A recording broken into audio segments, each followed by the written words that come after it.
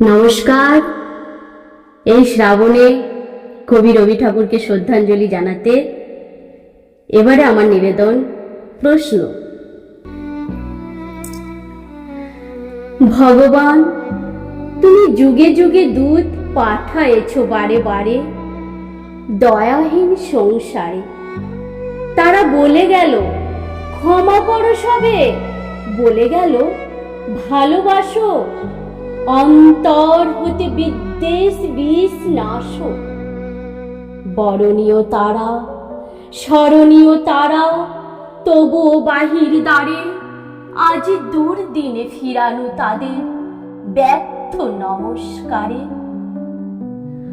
আমি যে দেখেছি গোপন হিংসা কপট রাত্রি ছায়ে হেনেছে নিঃসহায়ে। আমি যে দেখেছি প্রতিকারহীন শক্তের অপরাধী বিচারের বাণী নীরবে নিভৃতে কাঁদে।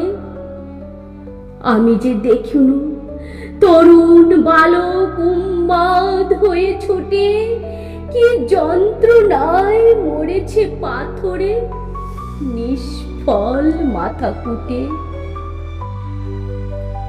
কণ্ঠ আমার রুদ্ধ আজকে বাসি সঙ্গীত হারা। অমাবস্যার কারা লুপ্ত করেছে আমার ভুবন দুঃস্বপ্নের তলে।